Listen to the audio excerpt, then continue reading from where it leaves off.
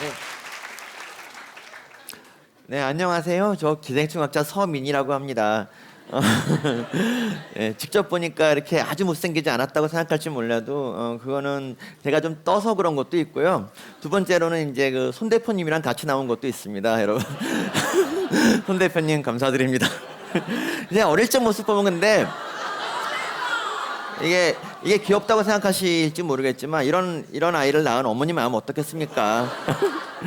근데 저희 집은 다 이런 얼굴로 태어났고요. 그래서 저는 제가 그렇게 못생긴 걸 몰랐어요. 근데 나중에 이제 학교에 가니까 비로소 애들이 못생겼다고 막 테러를 하길래 내가 못생겼구나라고 생각하고 이제 굉장히 좀 사람이 내성적이고 말도 없는 사람이 됩니다. 사람들은 그 외모가 못생기면 마음도 삐딱하다고 생각을 합니다. 근데 그렇지 않습니다. 실제로 이제 이 송중기처럼 생기면 착하게 되기가 참 어렵습니다. 이거는 환타지예요.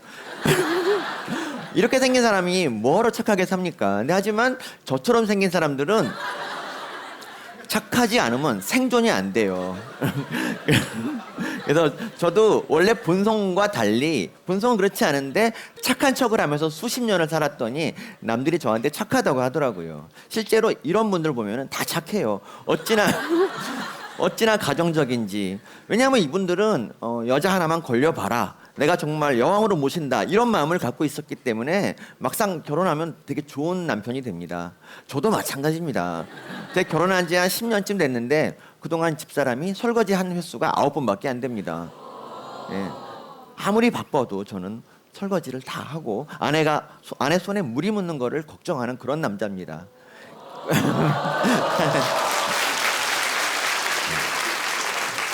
그러니까 여기 계신 여성 여러분도 못생긴 남자한테도 좀 기회를 주시고요. 그리고 제가 기생충학자가 된 것도 다 외모 덕분인데 저는 이제 다른 사람과 달리 그 외모 차별을 많이 받아서 기생충에 대해서도 좀 열려 있었어요.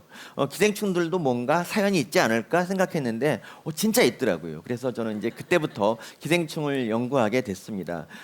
기생충이 처음에 시작된 거는 아마도 그냥 우연히 다른 동물 몸에 들어가서 보니까 여기 있으면 최소한 먹고 살 걱정은 없겠구나, 이런 생각을 하다가 이제 기생충이 된 것 같아요. 근데 이제 사람들이 기생충을 오해하는 이유가 기생충은 아무것도 안 하고 빈둥빈둥 놀다, 그리고 사람한테 해만 끼친다, 뭐 이런 식의 얘기를 많이 하지 않습니까? 그래서 이런 욕도 있죠. 야, 이 기생충 같은 놈아라는 욕도 있고요. 실제 기생충은 그런 삶을 살고 있지 않습니다. 이 기생충을 예로 들어 설명을 하자면 이 기생충은 광절 12조충이라는 아주 귀여운 기생충입니다. 길이가 약 5m 정도 되고요. 맨 아래쪽에 가느다란 끝부분이 머리입니다. 이 머리를 확대하면 오른쪽처럼 홈이 이렇게 있는데요. 이 홈으로 이 사람의 장벽에 매달려 삽니다. 근데 사람의 장벽이라는 거는 점액이 분비돼서 굉장히 미끈미끈하고요. 그리고 연동운동이라는 게 수시로 일어나서 계속 기생충을 아래로 내려 보내려고 노력을 합니다. 근데 그러니까 여기에 견디려면은 기생충들은 오른쪽 그림처럼 이렇게 매달려서 절대 이걸 놓지 말아야 돼요. 한번 놓으면 잡기가 어려워요. 근데 만약 놓치면 어떻게 될까요? 다시 잡기가 어렵기 때문에 연동 운동에 의해서 서서히 항문 쪽으로 가고 한 일주일쯤 지나면은 완전히 빠져버립니다. 그러니까 이런 기생충들이 제일 무서워하는 건 뭘까요? 구충제? 구충제를 무서워하겠죠. 근데 하지만 구충제보다도 더 무서운 게 설사입니다. 설사. 설사는 연동 운동이 훨씬 더 세게 일어나기 때문에 설사가 일어나면 한 2, 3일 정도는 참을 수 있지만 더 오랫동안 설사를 해버리면 에이, 더러워서 나간다 하는 마음으로 그냥 이걸 놔버립니다. 기생충으로 사는 거는 이렇게 힘든 일이라는 거죠. 근데 그런 기생충이 어떻게 이렇게 오랫동안 사람과 동물 몸에서 살아올 수 있었는가? 그거는 기생충이 지닌 남다른 창의성 때문입니다. 그러니까 기생충이 아무것도 안 하고 거저 먹는 건 아니에요. 이 기생충은 연가시입니다. 연가시는 원래 물속에 살고요. 물속에서만 짝짓기를 하고 알을 낳습니다. 연가시는 어떻게 하면 이 곤충을 물로 가게 할까? 그거를 계속 고민을 했어요. 이게 연가시에게는 거의 생존의 문제였습니다. 아마 그 과정에서 수많은 연가시가 물에 가지 못하고 죽어갔을 거예요. 그러다 결국 연가시는 그 답을 찾아냅니다. 답은 뭐냐면 이렇게 곤충에게 갈증을 유발하는 거예요. 곤충을 목마르게 한 다음에 그 목마르게 하기 위해서 갈증을 유발하는 단백질을 만들어 분비하는 거죠. 어떻게 그런 일을 했는지 저는 모릅니다. 아마도 수많은 연가시가 머리를 맞대고 연구한 결과가 아닐까 생각이 듭니다. 그 덕분에 연가시는 살아남았고 지금도 잘 번성하고 있습니다. 지금 우리나라를 보면 이제 헬조선이라고 많이 그러죠. 미래에 대한 희망이 보이지 않는 거잖아요. 그러니까 여러분 나이 또래의 청년들이 제일 고민하는 게 바로 취업인데 지금 실업률이 아주 청년 실업률이 장난이 아니게 높습니다. 그리고 좋은 일자리가 많이 없어서 뭘 하고 먹고 살아야 할지 모르는 상황이죠. 심지어 연애나 결혼도 청년들에게는 호사다 이런 말이 있습니다. 왜 결혼을 안 하냐 이렇게 물어보면 그 이유가 여러 가지지만 사실 다 똑같은 말이에요. 취업이 안 돼서라고 하고 돈이 없어 다 돈으로 하나 귀결되는 겁니다. 그러니까 돈이 없어서 지금은 결혼도 못하는 세상이 됐습니다. 자, 그래서 지금은 노력이 되게 폄하됩니다. 노력을 해봤자 뭐하냐 어차피 노력해도 안 되는 걸 이런 이제 자조적인 마음이 이제 만들고 있는데 근데 제가 보기에는 그렇다고 하더라도 좀 노력은 일단 해야 될 것 같아요. 노력을 해야지 나중에 기회가 왔을 때 잡을 수가 있고요. 근데 이 개인의 노력 말고 우리는 더 노력을 해야 됩니다. 이 사회 구조를 바꾸는 그런 노력을 해야 된다는 거죠. 그러니까 지금 보시면 슈퍼맨하고 배트맨이 싸우는 영화가 개봉이 됐었는데 저는 이 영화를 보지 않았습니다. 이게 말이 안 되거든요. 슈퍼맨은 인간이 아니에요. 지구를 거꾸로 돌아서 시간도 거꾸로 돌릴 수 있는 그런 괴력의 소유자고 배트맨은 기껏해야 악당 한 3명과 동시에 싸우고 표창 좀 날리는 정도 이런 정도밖에 안 돼요. 이게 싸움이 도저히 안 되는 거잖아요. 이 영화 결과는 모르지만 이거는 어차피 말이 안 되는 건데요. 만약에 하지만 여럿이 모이면 어떨까요? 여럿이 모이면 배트맨 한 2만 명하고 슈퍼맨 1명하고 싸우면 물론 그래도 슈퍼맨이 이기겠지만 그래도 이거는 해볼 만한 싸움이 된다는 거죠. 그러니까 우리가 개개인은 다 약한 존재지만 여러 명이 모이면 의외로 사회를 바꿀 수가 있어요. 그러니까 지금 보면 이제 취업문이 굉장히 좁잖아요. 저 문을 저렇게 표현해 봤는데 이 좁은 문을 뚫는 방법이 2가지가 있어요. 한 가지는 내가 정말 열심히 스펙을 쌓아서 토익도 한 990점 맞고 다른 자격증도 숱하게 따서 나 혼자 일단 저기를 통과하는 방법이 있고요. 2번째 방법은 여러분들이 다 힘을 모아서 저 문을 넓힌 다음에 우르르 같이 들어가는 방법도 있을 거예요. 어느 것이 더 좋은가 한번 여러분이 판단해 보시고요. 프랑스 같은 나라를 예를 들면 프랑스는 취업에 좀 자기들의 취업에 불리한 일들 예를 들면 정년을 연장하는 법안이 통과된다든가 이런 일이 발생하면 그냥 고등학생들이 거리로 나가요. 우리 일자리를 왜 손대느냐 하면서 막 거리로 나갑니다. 거기는 이렇게 고등학생들이 시위하는 게 전혀 이상한 게 아니에요. 대학생은 말할 것도 없죠. 근데 우리나라 젊은이들은 너무 착해요. 그래서 뭐든지 취업 못하면 내가 못난 탓이라고 막 벽에다 머리를 찍으면서 자학을 합니다. 전 너무 이게 안타까워요. 사실 이게 꼭 여러분 잘못은 아니고 저희 세대가 다 잘못한 일인데 여러분들은 어쩜 이렇게 착합니까?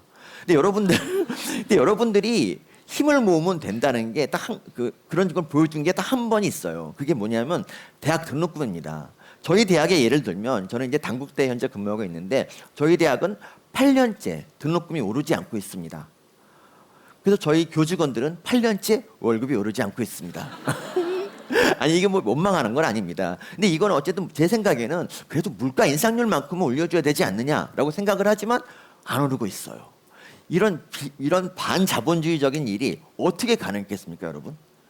그동안 여러분들 선배들이 등록금 비싸다고 정말 거의 10년간 줄기차게 싸웠습니다. 등록금 비싸다, 너무 비싸다, 소 한 마리 팔아도 안 된다 이렇게 징징거리니까 이제 드디어 정치권에서 움직였고 지금은 교육부가 어떻게 했냐면은 등록금을 올리는 학교가 있으면 신입생 수를 줄여버려요. 그러니까 총 소득으로 따지면 그게 더 손해예요. 그러니까 거의 대부분의 대학이 등록금을 올리지 못하는 거죠.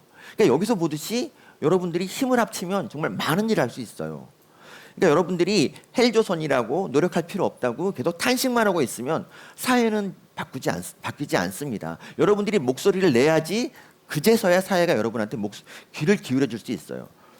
근데 여러분들은 정치에 관심이 좀 없을지 몰라도 제가 보기에 제일 중요한 건 정치입니다. 왜냐하면 정치는 우리 사회 자본을 배분하는 그런 역할을 하거든요. 이거를 누구한테 줄 것인가 이거를 결정하는 아주 중요한 게 바로 정치예요. 그래서 정치를 외면하기엔 너무 정치는 중요한 건데요. 여러분들은 각 세대별로 그러니까 투표율을 봤을 때 20대 투표율이 제일 낮아요. 근데 단 한 번 그러니까 지난 국회에서 국회 총선 때 20대가 투표율이 굉장히 올랐어요. 그전보다. 원래 36.2%였는데 13%가 올랐어요. 그래서 어떻게 됐을까요? 거의 그 국회의원 의석수가 지각 변동이 왔죠. 그러니까 여러분들이 13% 올렸더니 이렇게 놀라운 일을 한 거예요. 근데 지금까지 선거는 어땠냐? 지금 투표율을 보면 알지만 60대 이상은 투표율이 거의 70%, 80%막 그렇습니다. 거의 투표장 가보면 나이 많으신 분들이 거의 그분들은 죽으라고 투표를 하세요. 그래서 이 세상은 그분들이 다 만들고 있어요, 현재. 그게 꼭 옳은가 그른가를 떠나서 여러분들이 거기에 맞서려면은 여러분도 적극적으로 좀 정치에 관심을 가져야 됩니다. 여러분이 정치에 관심을 갖지 않아야 될 이유는 굉장히 많지만 그렇게 된다면은 어떻게 되느냐? 그러면 이 세상은 여러분의 뜻을 전혀 반영하지 않은 채로 흘러가게 됩니다, 여러분.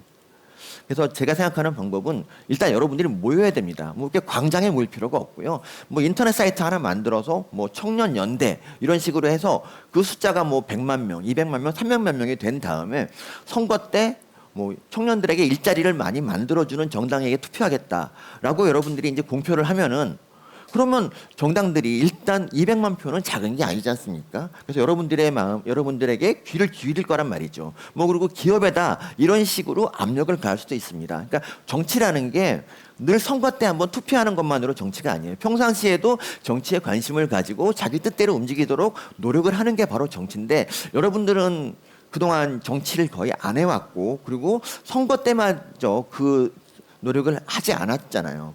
그래서 지금의 헬조선이 된 게 아닌가 싶은데 어쨌든 이런 것도 충분히 가능한 거예요. 그러니까 정규직을 많이 뽑는 기업에 그 물건들을 좀 사주자. 뭐 이런 식으로 불매 운동을 하면은 여러분들의 의사가 좀 더 잘 반영될 수 있고요. 그리고 뭐 20대 국회의원, 그러니까 20대가 단합하면 20대 국회의원을 여러분이 만들 수도 있어요. 그러니까 여러분들의 일자리, 여러분들의 문제에 관심을 가진 그런 정치인을 여러분이 만들 수도 있다는 거죠. 근데 지금 보면은 20대 국회 의석수를 보면은 50대 넘는 사람들이 무려 246명, 전체 국회의원 300명 중에서 거의 80% 이상이 50대 이상입니다. 이분들은 사실 말로는 어떤 말을 할지 몰라도 여러분들의 미래에는 큰 관심이 없습니다. 그래서 이 50대들이 주축이 된 국회가 이제 운영이 되다 보니까 뭐 이렇게 공기업 사장 같이 그런 이제 중요한 자리들 이런 거를 이제 자기 또래들로 챙기는데 그런 데만 관심이 있지 20대에는 별 관심이 없어요. 그러니까 이 세계 어느 나라도 우리나라처럼 젊은 국회의원이 없는 나라가 없어요. 여러분들이 좀 이거에 대해서 좀 생각을 해보시고요. 그리고 뭐 당장 20대에 국회의원 할 사람이 없다. 아무리 찾아봐도 없다 싶으면은 그래도 여러분들에게 좀 관심을 갖고 있는 그런 후보를 국회로 보내면 되지 않겠습니까? 또 이제 재보선 같은 게 또 열릴 거고. 그래서 여러분들의 목소리를 반영할 만한 그런 일들은 앞으로도 계속 있습니다. 그러니까 여러분들은 어떻게 해야 되겠느냐? 여러분들은 모여서 여러분들이 그 정치 의사를 전달해야겠죠. 지금 여러분들이 아무리 어렵다 해도 몇천 년, 몇만 년 전에 이 곤충을 어떻게 하면 물로 보낼까? 이거를 고민했던 연가시하고 비할 바는 아니지 않습니까? 연가시는 당장 물로 못 보내면 죽어 나가는 거고 여러분은 죽진 않지 않습니까? 그래도 그러니까 여러분들이 연가시보다 조금은 더 나은 상황이라는 거를 좀 생각하시고 그리고 여러분의 인가시잖아요. 연가시도 해냈는데 여러분이 못 해낼 게 뭐겠습니까? 근데 그러기 위해서는 뭐 어떻게 해야 되느냐? 우리가 너무 이렇게 스마트폰을 많이 하지 말아야 돼요. 여러분들은 여럿이 모여도 스마트폰을 하는 게 거의 일이던데 이 스마트폰은 철저히 그 연대를 해치는 배제하는 그런 단절의 매체예요. 단절의 매체. 그러니까 스마트폰의 효과는 정말 10명이 모여 있어도 혼자 있는 거랑 똑같은 효과를 내잖아요. 아무도 서로 대화가 없고 다 스마트폰 보고 있어요. 그러지 마시고 서로 간에 머리를 맞대고 이렇게 이야기를 해보면 정말 좋은 아이디어가 나올 수가 있어요. 뭐든지 이렇게 브레인스토밍이라고 막 여럿이 얘기하다 보면 좋은 아이디어 나오지 않습니까? 그리고 책을 읽어야 돼요, 여러분들. 여러분들이 점점 책을 안 읽고 스마트폰에 그 말초적인 기사 이런 거 있잖아요. 뭐 설현, 아찔 그러면 보게 되잖아요. 근데 그거 봐봤자 뭐합니까? 봐봤자 뭐 설현이 그냥 뭐 아찔해봤자 별거 안 보여줘요, 사실은. 그렇죠? 물론 기분은 당장 좋을 수 있어도 그냥 그뿐입니다. 여러분의 미래에 아무런 도움이 안 됩니다. 그 대신 우리가 책을 읽어야 되는 이유가 이 세상의 모든 동물에 기생충이 있는 거 아세요? 그러니까 그 뭐 집에서 기르는 개 이런 거 말고 야생 동물 중에 기생충이 없는 건 없어요. 근데 유일하게 기생충이 없는 동물이 바로 사람이에요. 그러니까 사람은 유일하게 기생충과의 싸움에서 이긴 종족입니다. 이게 어떻게 가능했을까요? 다 책을 읽었기 때문입니다. 책이라는 거는 그렇잖아요. 그 앞사람의 업적을 그냥 날로 먹는 게 바로 책입니다. 이거는 앞사람이 만들어 놓은 레시피의 바탕 위에서 조금 더 맛있는 스파게티를 만들 수 있는 게 이게 바로 책의 힘입니다. 우리가 달나라에 사람을 보낼 수 있는 것도 다 이 책 덕분에 가능했던 거거든요. 그러니까 이 책 속에는 어쨌든 길이 있고 잘 찾아보면 헬조선을 탈출하는 길도 있습니다. 그러니까 우리가 스마트폰 보는 시간을 좀만 줄이고 여러분들끼리 얘기하고 그리고 좀 수시로 책을 한번 읽으시면 여러분이 헬조선을 탈출하는 날도 오지 않을까 싶습니다. 이상으로 마치겠습니다.